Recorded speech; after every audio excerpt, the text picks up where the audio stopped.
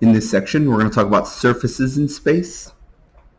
In a previous section, we talked about a plane in space in a three-dimensional coordinate system.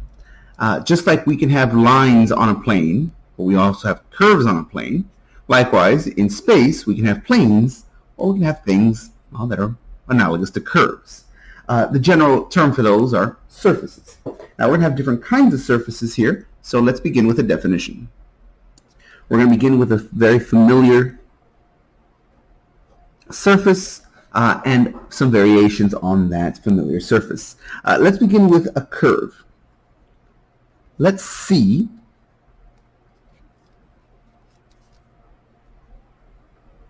a curve in a plane.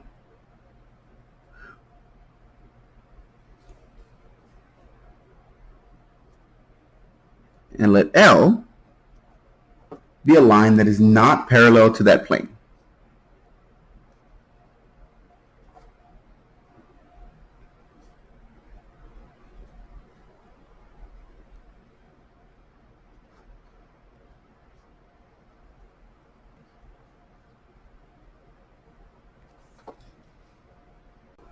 So as an illustration of this so far, we have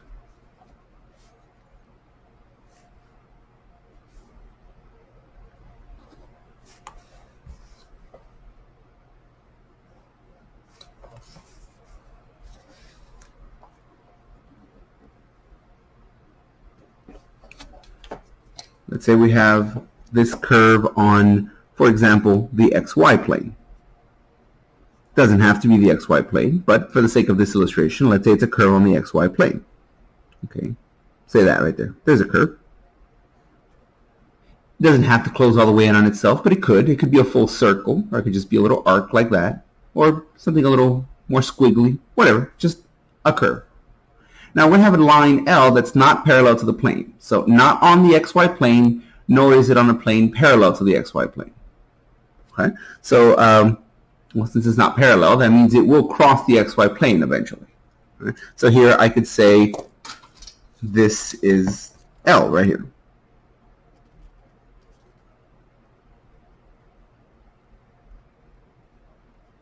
And here it will clearly cross the XY plane eventually, somewhere. Maybe it'll cross it somewhere on this curve, or maybe not. That's not really required. Okay, so here's our curve, and here's our line L.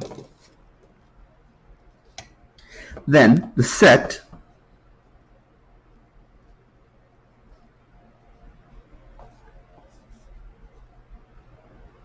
of all lines parallel to L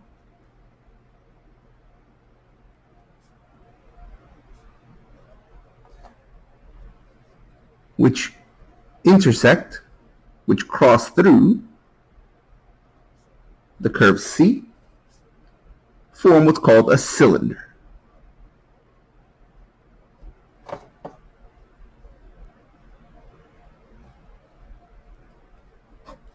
Form a cylinder. And yes, I did just misspell the word cylinder. That should be ER. Cylinder. This curve C, so I guess before I finish that, let's go ahead and draw this out. All right, so I had a curve C and I had a line L. So now this line L may or may not cross the curve C, but there are a bunch of other lines which are parallel to L which definitely do cross C. So for example, this one, and this one, and this one, and this one, and this one, and so forth and so on. If I take all of those lines together, that forms a cylinder. Note that these lines don't stop at C, they do continue on down, because a line does go on forever. When you have something like this is called a cylinder.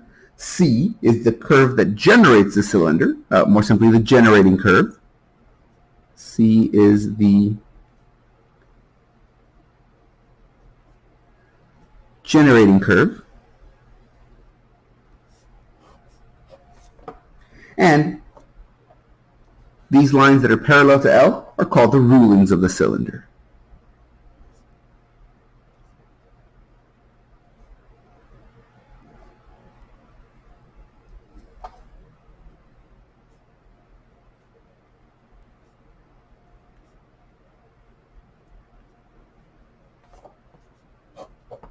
of the cylinder. Like that. Note that this does not look like the traditional cylinder. But of course, if I were to take a circle and treat that as my generating curve, you say, why does that look like an oval? That's not a circle. For two reasons. One, because I'm a terrible artist. But two, because this was meant to be at a perspective, right? This is on the XY plane. So we're kind of looking at it from an angle. Okay, well, then all the lines that are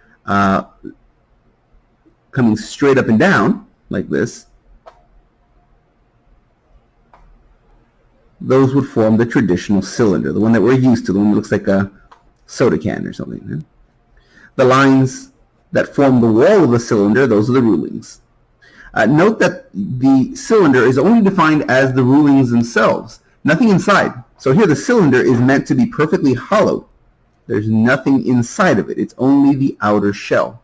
But then again, note that your cylinder doesn't have to be closed. As long as you have a generating curve and a bunch of lines that are parallel to each other, that are parallel to some line L, that pass through that curve, that forms a cylinder.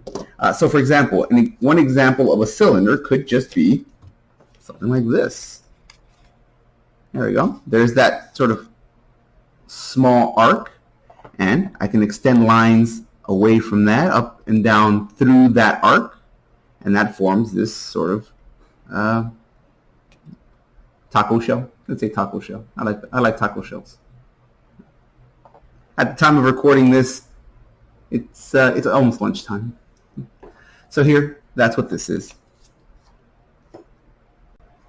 One thing to note is that we do not necessarily have the line L crossing with any crossing the plane that the curve is on orthogonally in a perpendicular fashion. Here, the line L doesn't have to stand straight up and down. It could be at a massively sharp angle or almost straight up and down. But the cylinder that we're used to would have these lines going completely perpendicular to the plane. It would be what's called a right cylinder. So here we're going to make a note of this. In this section, in this discussion, we're going to restrict ourselves to the class of what are called right cylinders.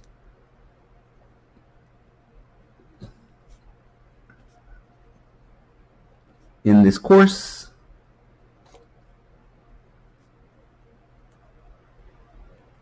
we restrict our discussions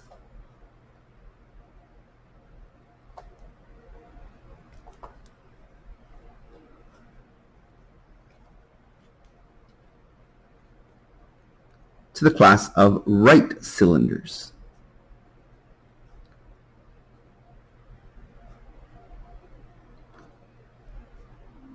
So called because the rulings form a right angle with the plane that contains the generating curve. These would be standing straight up and down like that. Right?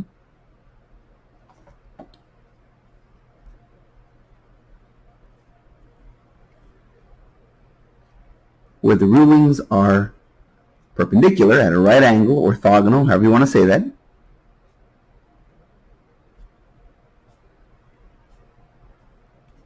to the plane that contains the generating curve.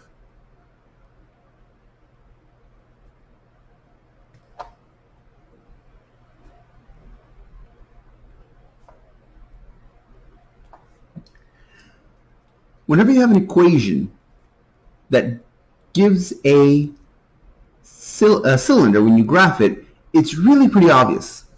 So let's take a look at some examples of equations, and we're going to sketch them and see how they turn out to be cylinders. Here, we're going to go ahead and sketch the equation z is equal to 6 minus y squared. All right? Notice that there's no x variable. Okay, so that means x is equal to 0 here, right? I guess I could say, 6 minus y squared plus 0x if I really, really wanted to. We're saying x is 0. Oh, well, thinking back to how we graphed planes, what do we call it when we have one of the variables set to 0? That's called the trace. So here, it seems like if x is equal to 0, this is the yz trace. Okay, so that means this exists on the YZ plane. Oh, so I have a curve. In fact, it looks like a parabola, right? I have a curve, a parabola, on the YZ plane. Yeah, that's exactly what a generating curve is. Here, we know this will form a cylinder. It would help if I knew how to spell. Let's try that again. This will form a cylinder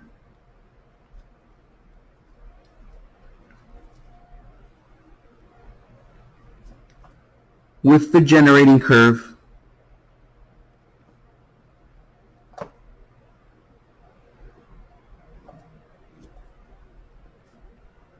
on the YZ plane. Okay, so what about X?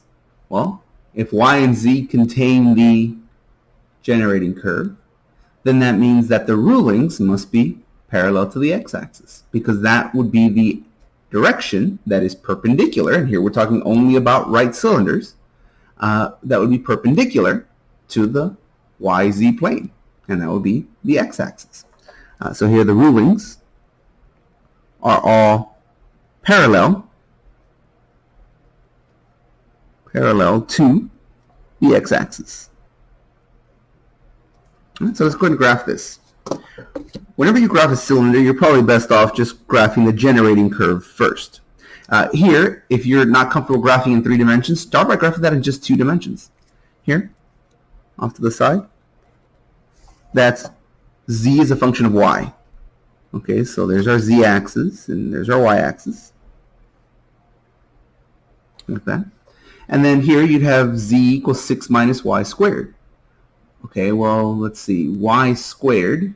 Okay, that's going to be a parabola. Oh, but minus y squared. Okay, so that's going to be a parabola facing down.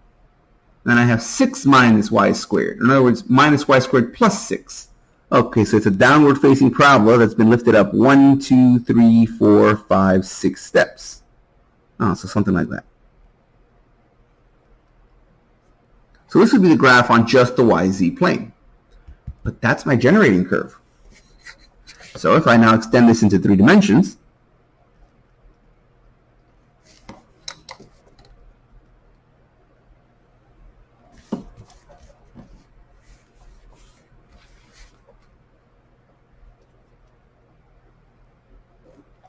this remains on the YZ plane, so X, Y, Z. Here, that's facing down toward the negative half of the Z-axis, and it's starting 6 units above the origin. So 1, 2, 3, 4, 5, 6, somewhere like that. Something like this and something like this. And now, because my X variable is the one that's missing, then that tells me that I know that my rulings will be parallel to the x-axis. So all the rulings will come through this curve and will travel in this direction. Right?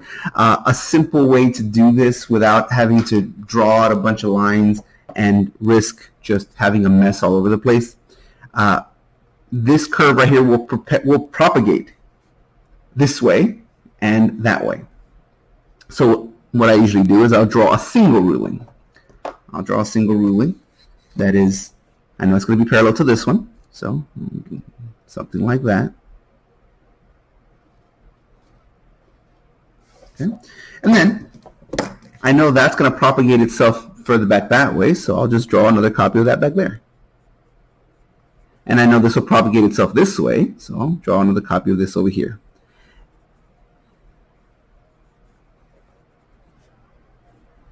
And because I've been doing this for a very long time, I can almost kind of draw it nicely, but not really. No one's going to be graded for their ability to draw. However, these sketches are often very useful in helping us get a visual for certain problems.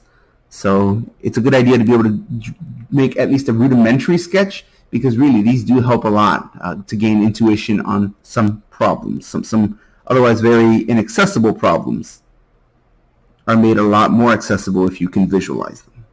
And then here, now that I've drawn the basic shape, I'll just go ahead and draw some lines in here, and there we go. So here the idea is this is kind of like a tunnel. It's got a parabolic arc shape, and then it's completely hollow on the inside. Like that. And there we go. There is our cylinder. Notice it's not the traditional cylinder. It's not enclosed. However, it is a right cylinder in that the rulings do cross the plane that holds the generating curve at a right angle, at a 90-degree angle.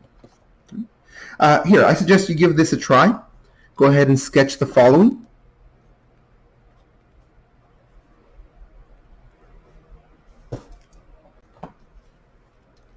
Go ahead and sketch x squared plus y squared equals to 9.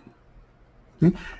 Again, it's often a good idea to start by sketching the generating curve first, and then the rulings perpendicular to the plane that contains that generating curve. Go ahead and pause the video, and once you're done, go ahead and unpause and we'll go through it together.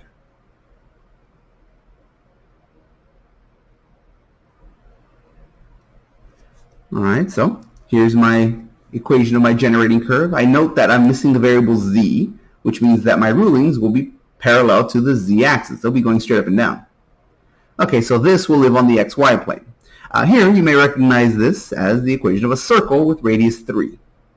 Okay, so my generating curve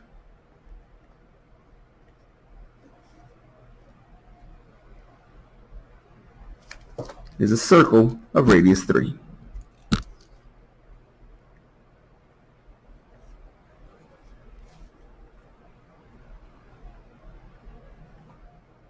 All right, so let's go ahead and draw that.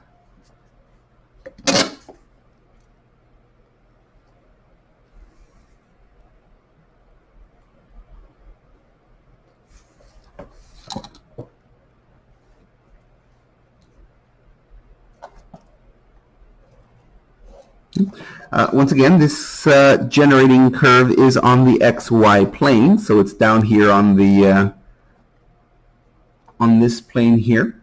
It is a circle of radius 3. It's centered at the origin, so you would have a circle centered at the origin that goes 1, 2, 3, 1, 2, 3. So something like that. Here, I guess I should probably draw the axes in the other direction so I can get a circle going.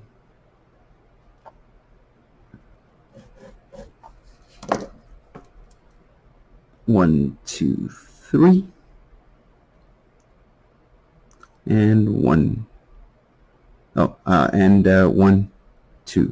3. Okay, so there's a perspective drawing on a circle. All right. So now my generating curve is going to be propagated up and down along the z-axis. Right? Since the z variable is the one that's missing, then our rulings will be parallel to that axis. So that means this will be propagated straight up and straight down. So here I'll just draw 2 more copies of this. One up here.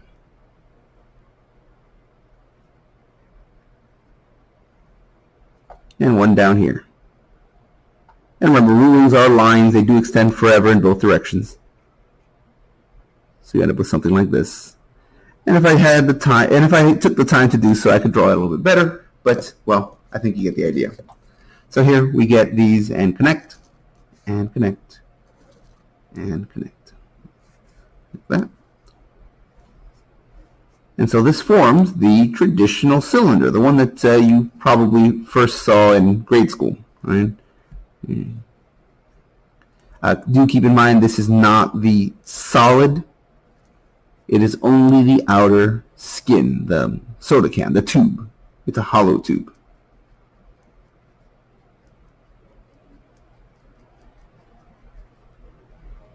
Like that.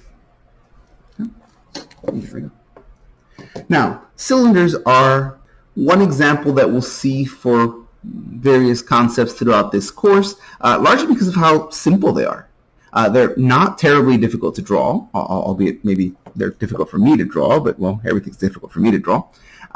And they are computationally fairly simple. Notice one of your variables will always be missing.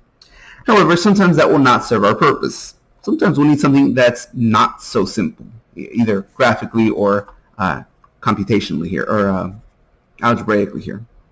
So we will sometimes need something a bit more involved, something that has some more moving parts. To that end, we're going to be looking at what are called quadric surfaces. These are not terribly special in terms of, these are necessary for our experiments or for our results to occur. Rather, they are not terribly difficult compared to some other surfaces we might have, and they are very predictable. Why are they predictable? Because they're the three-dimensional extension of the conics. The circle, the ellipse, the hyperbola, and the parabola that we're all used to. So these are called quadric surfaces.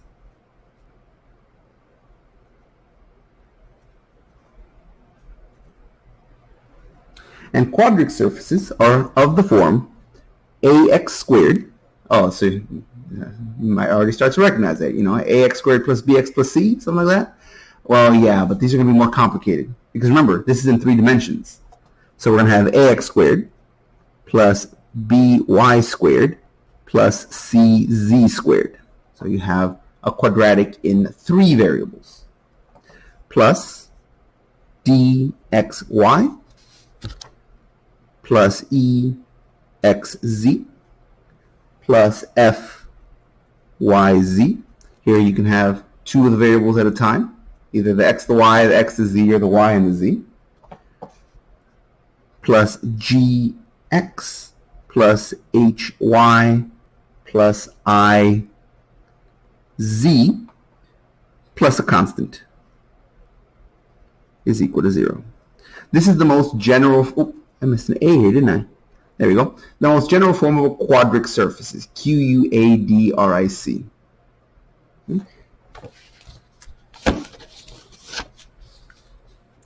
You do not have to memorize this.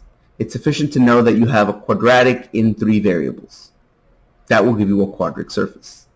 So you say, okay, well then how do I know which quadric surface I have? Don't I have to memorize these? Don't I have to memorize patterns? Or do I need to know, okay, I'm sure there's something that I can do with the A, the B, and the C that'll give me, if A is bigger than B and is less than double C, then I'm sure that's something, right? Yeah, maybe, but we're not going to worry about all that. Here, we're going to graph these using the traces. Remember, the traces are where we take one variable at a time and set equal to 0. So for example, if I want the xy trace, I would take z and set it equal to 0. And say, okay, well that makes that one go away.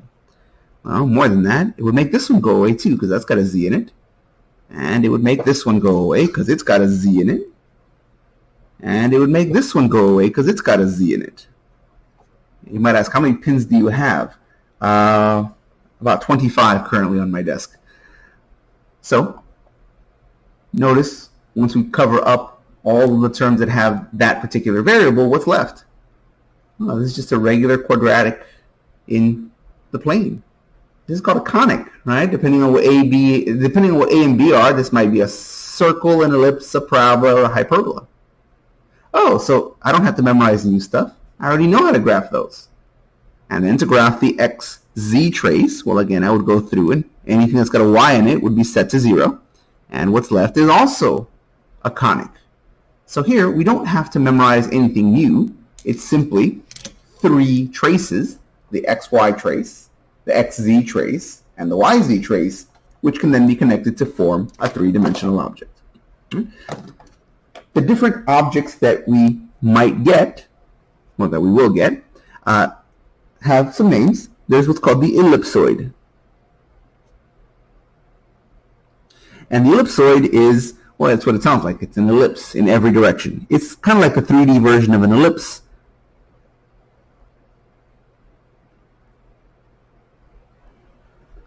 Like that. Kind of looks like a little, like an egg. I'd say that looks like an egg. That's an ellipsoid.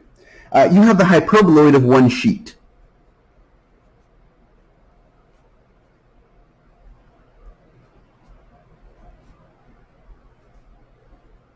The hyperboloid of one sheet, well, you see the word hyperbola in there. So one of the main traces, one of the more recognizable parts will be a hyperbola. The fact that it's one sheet simply means that it's all connected together.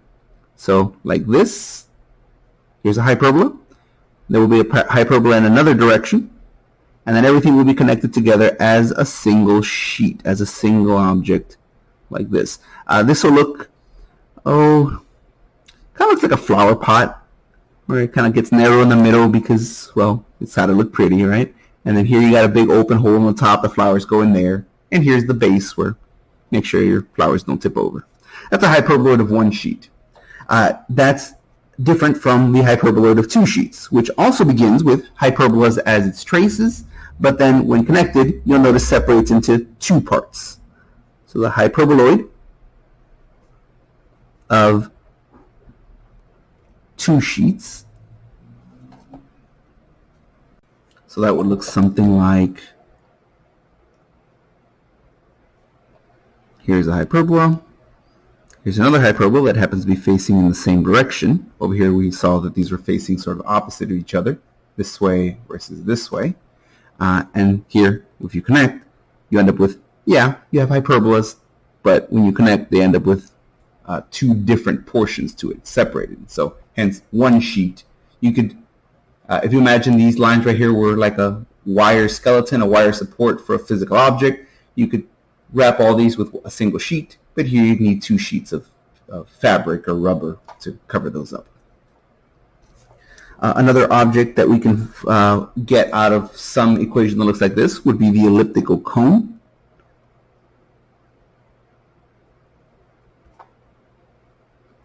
We have the elliptic cone. And the elliptic cone is almost the cone that you're used to, like an ice cream cone, except it's some double-sided. So the elliptic cone looks something like this. You'd have an ellipse as a cross-section, and it'll come like this down to a point, except that the elliptic cone also then continues off onto the other side, something like this. So imagine two ice cream cones stuck together.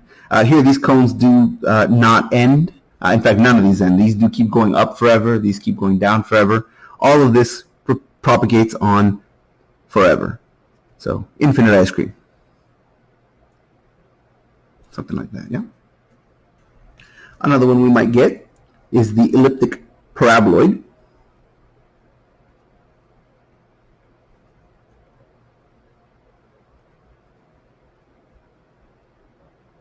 This, incidentally, is one of my favorites. You'll see me use this as an example for many, many problems. The reason why this is one of my favorite, I can actually draw this one. The elliptic paraboloid is what it sounds like. You're going to have something that is got an ellipse in one direction and a parabola in another direction. So imagine you have a parabola facing like this. And it can be facing up or down. It doesn't really matter. You have another parabola facing this way, sort of facing off into the background like that. And then the cross sections are ellipses. They might be perfect circles or they might not. Some kind of oval like that. And there we go. This is a bowl, a cereal bowl. You can imagine just a bowl that's facing upside down. Well, of course, it can be facing right side up if you prefer. This is one of my favorites. You'll see me use this a lot because I can actually draw this one, or at least maybe a little better than those. And then finally, we have the hyperbolic paraboloid. When I say finally, this is by no means an exhaustive list of all surfaces. This is simply a list of surfaces that could come from this format and ones that we're going to be using as examples throughout this course.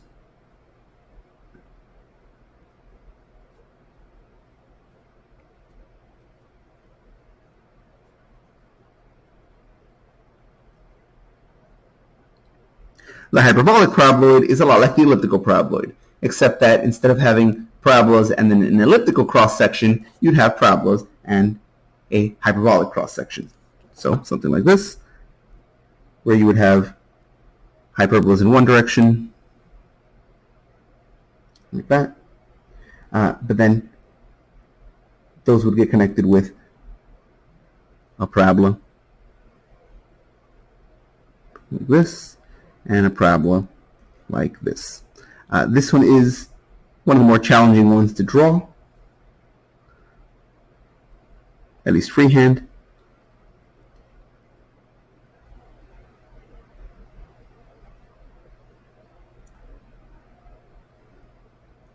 But once it's drawn out, the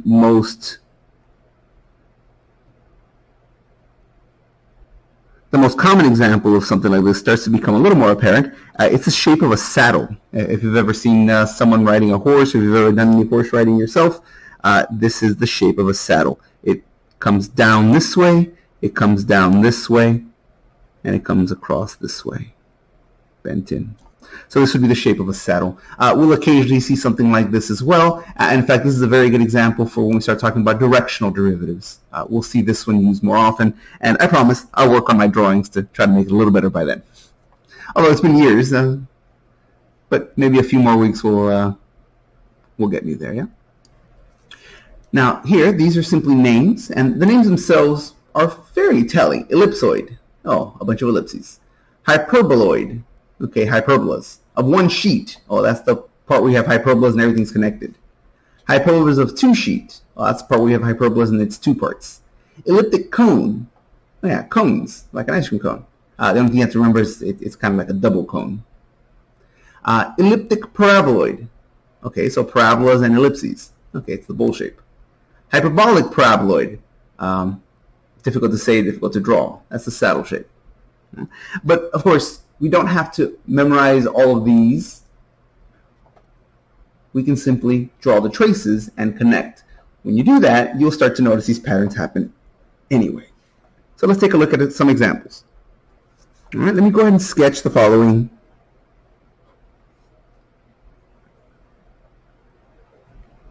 Sketch the following equation. 8x squared minus 18y squared minus 18z squared equals to negative 2. Okay. Note that not all of these terms exist. All right, here I have my a is 8, my b is negative 18, my c is negative 18, and it looks like my j was 2. It was moved over to the other side. All of these were 0. So just because these terms can exist doesn't mean they always will exist for every problem. This is simply the most generic possible form. Most times you'll see some that are significantly nicer. All right, so right here I'm trying to graph this thing. All right, well, let's consider some traces. Let's consider the trace, the xy trace. Well, that's the one where you said z equal to 0. It's going to be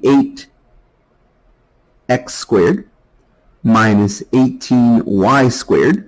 That's 0, so I'll ignore that, equals to negative 2. Okay, so let me, now this looks like a conic. In fact, I see the difference of squares. That's a hyperbola. I remember that from trigonometry or pre-calc, depending on where you learned that first, right? I see the difference of squares. That's a hyperbola when I graph it. Oh yeah, but hyperbolas are always something's equal to 1. Okay, so let me go and divide this by negative 2. And so this will give me, well, now this one's a positive. So that one's what? 9y squared plus 4x squared. Oops, not plus. That should be a minus, right? I divided a positive by a negative. That should be minus 4y squared is equal to 1.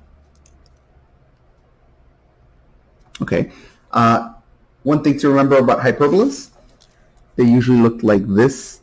They are something like x squared over a squared minus y squared over b squared equals to 1.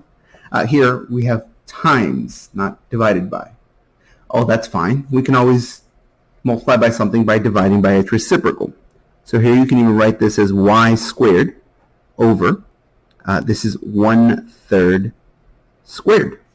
And that looks exactly like that now. Right? 1/3, if you square it, it's 1/9. And dividing by 1/9 is the same as multiplying by the number 9. Same thing with this one. Multiplying by 4 is the same as dividing by 1/4. And 1/4 is the same as saying 1/2 times 1/2. In other words, 1/2 squared. So there we go. We have a hyperbola, and here we have the dimensions of our major and minor axes. Okay. Let's see here. Let's take a look at the next trace. This will be the xz trace. And the xz trace is simply found by taking y and setting that equal to 0.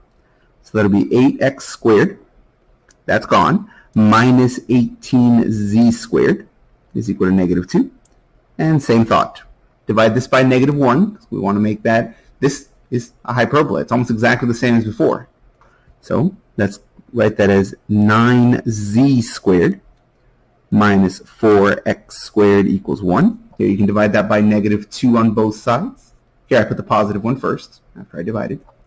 And then here I'm going to write this as z squared over 1/3 squared minus x squared over 1/2 squared equals to 1. Like that.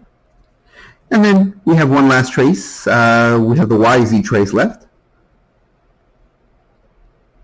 And the yz trace is found by taking x, setting that equal to 0.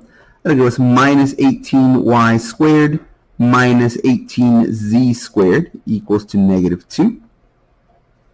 You might think, oh, that's the difference of things, so that's going to be another hyperbola. But these are both negative, which means I can factor out the negative, so that's really going to be a sum. Oh, it's the sum of squares. Okay, that's going to be a circle.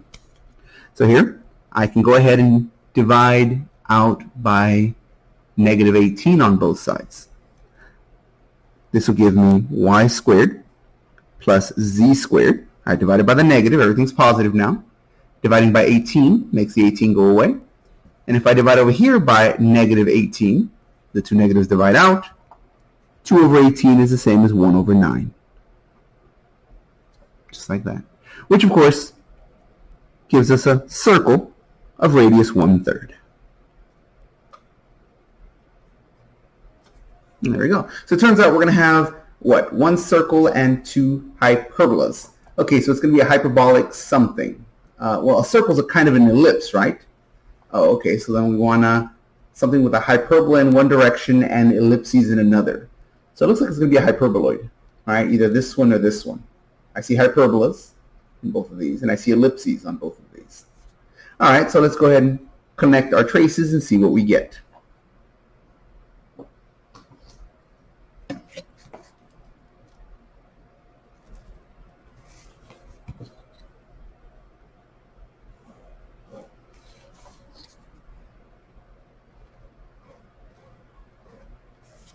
And really, I guess I should have both sides.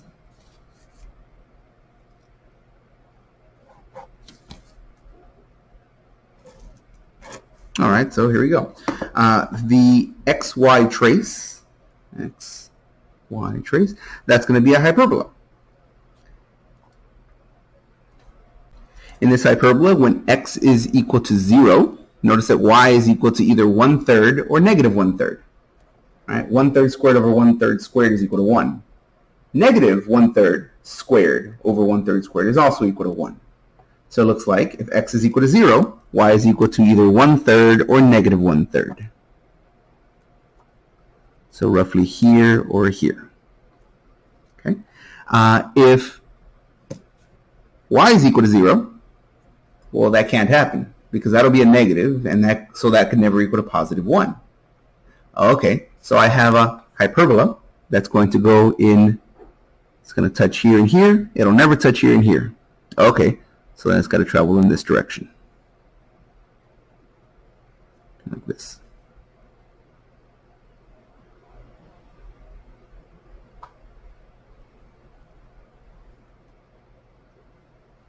If you have a hard time graphing everything on the XYZ coordinate system from the beginning, you might try graphing 3 individual traces just to get your bearings, just to say, okay, I know what that looks like, and now let me transfer that onto here.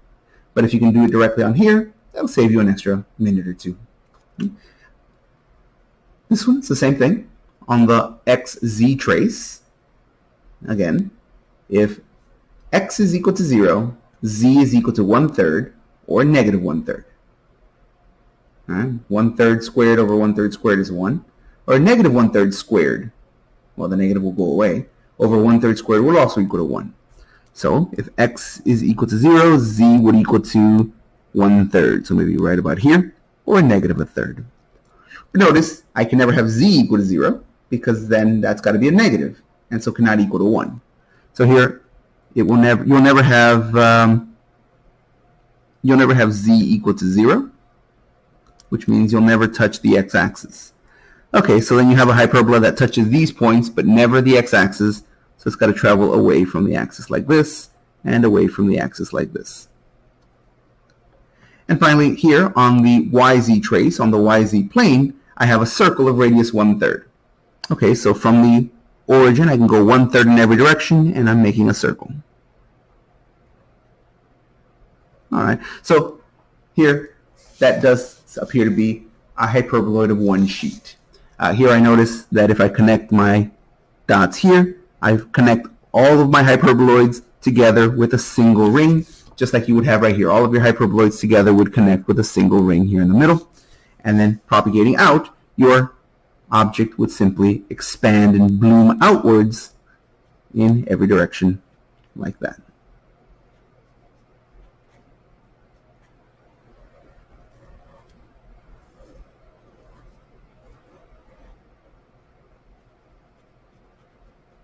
And there we go. Obviously, our shapes are a little difficult to draw freehand, and, well, no one's going to judge you on your artistic abilities. For the most part, if you're asked to sketch something, you're going to be judged more on this part, on, oh, I knew that this was going to be the equation that I was graphing, I knew this was going to be my trace, and I knew that it was supposed to be a hyperboloid, a hyperbola. So if you draw your hyperbola like this, okay, it might be a little off, it might be a little crooked, no big deal. If you draw this as a circle, that's wrong. All right, so drawing a hyperbola perfectly, no one's going to expect that. Drawing this as anything other than hyperbola, well, that's clearly wrong. So here's our result. All right, I suggest you now try one of these. Consider the example given.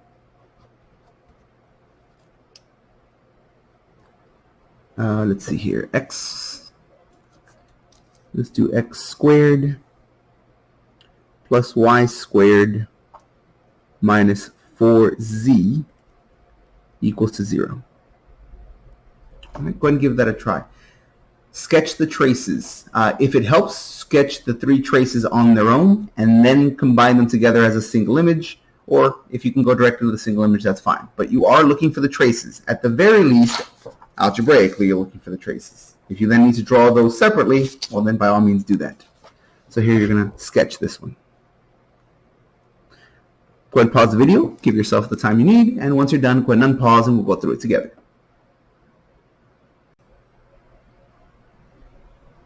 All right, so let's take a look. We're going to take the xy trace where you're setting z equal to 0. Okay, well, in that case, you'd have x squared plus y squared equals to 0. Well, that's technically a circle, but it's a circle of radius 0.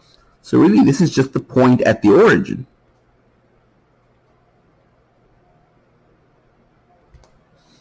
Okay. Well, it is what it is. Let's check the next one. Let's check the xz trace. Well, that's where y is equal to 0. You would have x squared minus 4z equals to 0. Oh, that's a problem. All right, here I can solve for z, and this would be z is equal to 1/4 x squared, like that, which is a problem. It's multiplied by a constant that's less than 1, so the whole thing will get a little bit shorter, right? But it's going to be kind of a short, flattened out problem.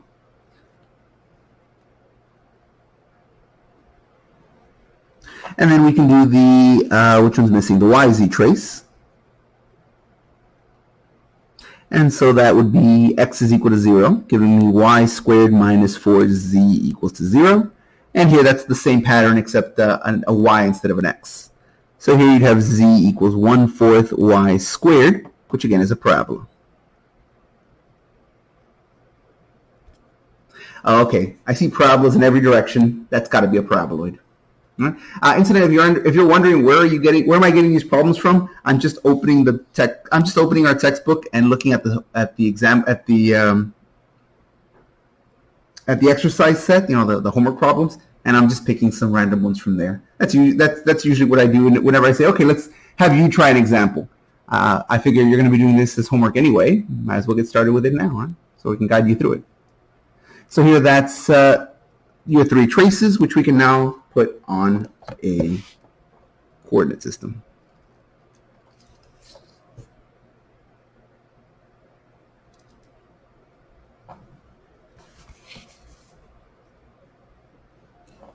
something like that. Okay, we're going to have x squared plus y squared equals 0. That's on the xy plane, that's simply the point at the origin. Now here on the xz trace, I'm going to have a parabola that's positive, so it's going to be facing, well, it's going to be facing up, right, towards z. And it's got a 1/4 here, which means the whole thing's going to get a little bit shorter than usual. So it's going to be kind of a short, stocky parabola, something like that. And it is on the xz plane. And then this one, the yz trace, well, that's the same thing, except now the parabola is going to be on the yz plane, on this plane, the one that's facing toward us. So that'll be something like this. So that's going to be a paraboloid. Incidentally, note here that technically we don't have a surface. We never connected things. Now, given the choices that we have, it's pretty obvious what the shape is supposed to be. However, if you had something more complicated, or if you just didn't know what this was supposed to be, whenever you have something like this, where you take a trace and you end up with a point, what you can do is you can say, well, I can try another surface. I can try another level. These are called level curves. We'll talk about this more in detail in later sections. But here's one example of, well, you know what, right here, I found a trace by setting z equal to 0. I found a trace by setting y equal to 0. I found a trace by setting x equal to 0. Those are the most common ones we use because those are the easiest to use. Hence, they have their own name. They're called traces. However, no one said you had to plug in 0. You could always have plugged in a different number. Let's say, for example, I'm going to plug in z equals to 1. This is called a level curve. Why? It's supposed to evoke the idea of a topological map, a topographical map, rather. Anyone ever do any hiking or rock climbing or mountain biking?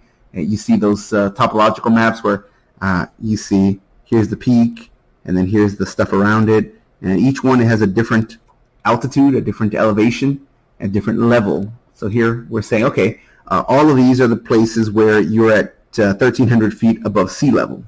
Well, here we're going to find all the points where we're one step above the xy plane. Same idea. What curve has everything on the same level, at the same height? So here if I plug in z is equal to 1, let's see what happens there. That would give me x squared plus y squared minus 4 times 1 equals 0, which is another way of saying x squared plus y squared equals to 4. Oh, that's a circle of radius 2.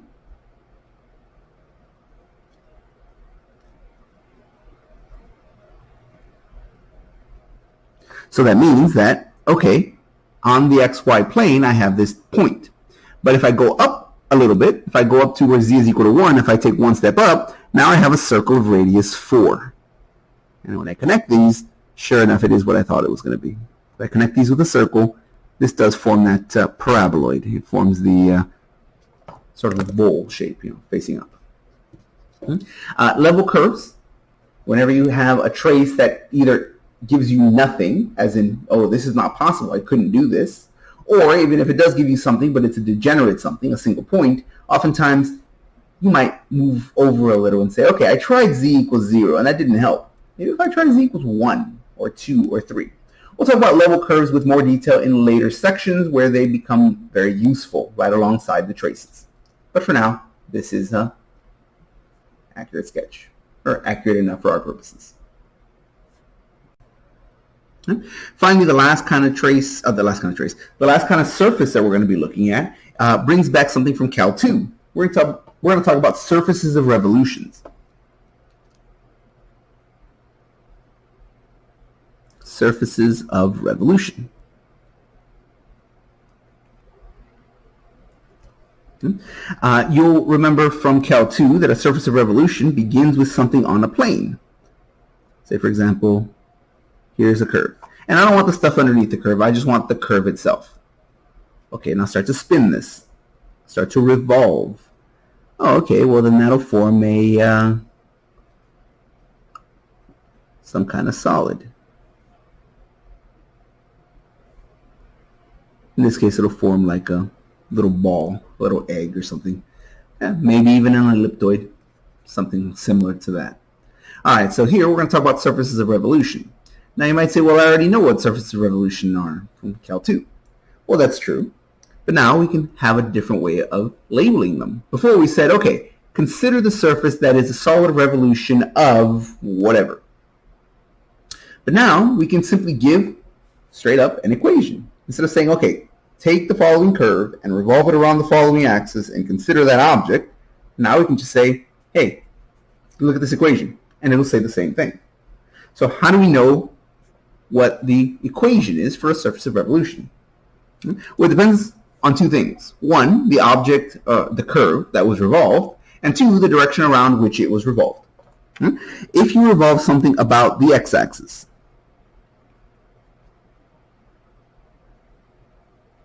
then the equation to that will be y squared plus z squared. Well, yeah, that makes sense. If it's about the x-axis, then I'm going to have a circle in the other two coordinates. I'm revolving. It's going to make a circle.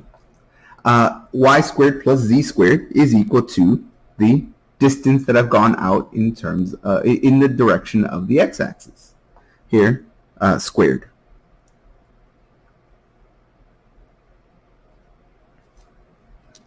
This will look a little more familiar when we see it. This will look a little more familiar as we see it about the z-axis.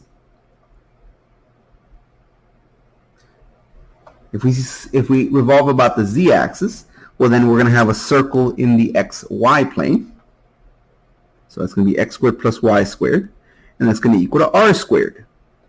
Oh, but r should be dependent on the variable that defines my axis. So r is not just a number, it's a function of this variable. So that will be r of z squared. And then over here, if you're revolving about the y-axis, you would have x squared plus z squared equals r of y squared. So if you have something that looks like this, that defines a surface of revolution. Or conversely, if you have a surface of revolution, you can write its equation like this. So let's consider an example of that. Let's give the equation of the solid.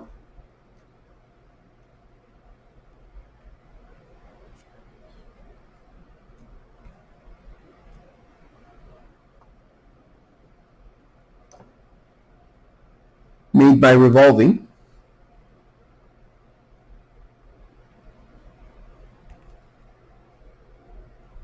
z equal to 3x about the x-axis.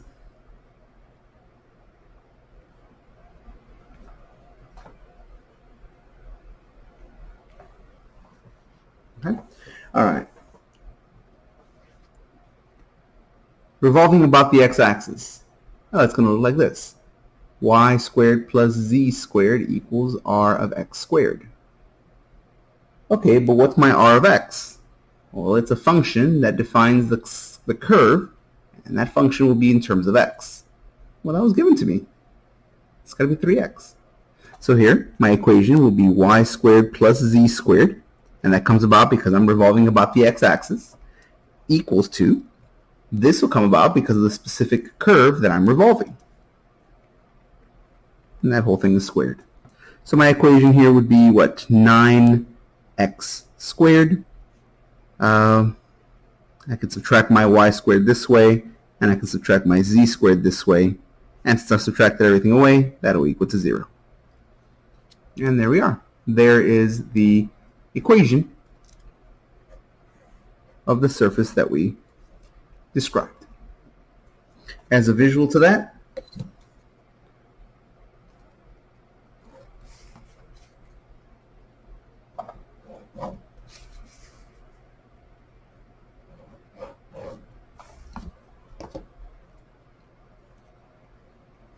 we had the line z equals 3x, and that is a line, it's linear.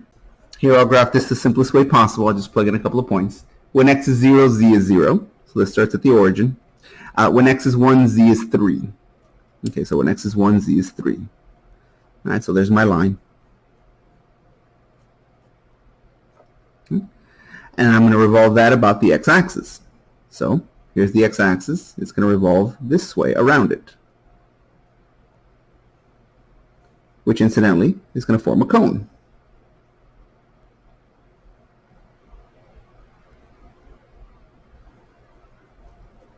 Okay. Well, notice these are circles, these cross sections. Yeah, these are coming straight out as lines, but since you're revolving around the z-axis, you're forming circles. Okay, well, where are those circles? Well, these are parallel to the YZ plane because they're never touching the x-axis here. So here these are parallel to the YZ plane. Okay, so they're circles that involve just the y and the z coordinates. They're independent of x. Okay, so how do I find the equation of a circle? Well, the equation of a circle is, if it's in the YZ plane, it's going to be y squared plus z squared is equal to r squared. Okay, but what's r? Well, r is the radius, the distance from the axis of rotation straight out. Oh yeah, but that was given by that line, whose equation is 3x. So I have y squared plus z squared to form a circle is equal to r squared. That's my equation. If you flip that around any other axis, if instead of rotating about the x-axis, you rotate around the y-axis or the z-axis, you have the exact same logic. And so that is our result. So as our last exercise for the section, go ahead and give this a try. Give the equation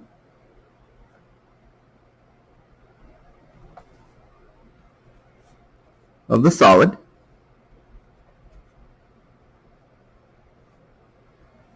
made by revolving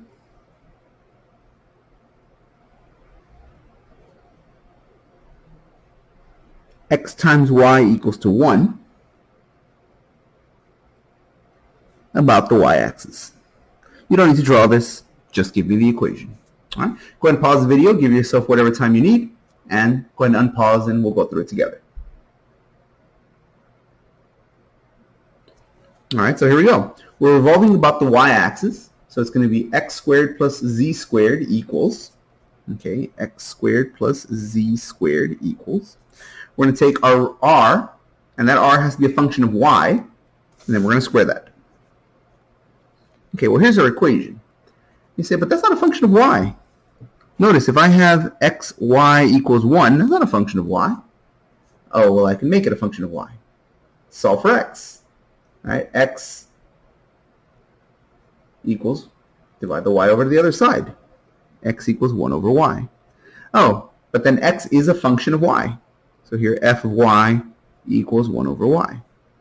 Oh, that's what we wanted. I guess I should not call it f of y. I should call it r of y to be consistent with the notation from above. So there we go. That's x equals 1 over y. Oh, well, that means x is a function of y. Oh, that's the one I wanted. So that's going to be 1 over y, like that. So in the end, our equation is what? X squared plus z squared equals 1 over y squared. Like that. And I'm sure there's other ways you could write that. I guess multiply by y squared across both sides, and you could get x squared y squared plus z squared y squared equals to 1.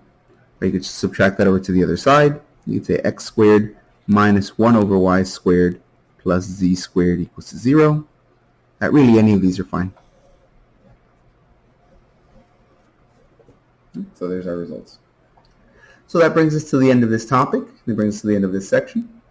Incidentally, for all of these conics that I've mentioned in your textbook, you do have a page right at the beginning of this section where they do give a much more professional looking illustration. It's done with computer graphics rather than done by hand. So if you've had a bit of a hard time trying to understand some of these drawings, sometimes the computer generated graphics are a little clearer than anything I might have done. If you got this, well, great. But if you're still having a hard time with the visualization, those images do help. Right? So refer to your textbook for a much more clean looking illustration. But that is it for now. If anybody has any questions, comments, or problems, please make a note of those and reach out. And I hope everyone has a nice day.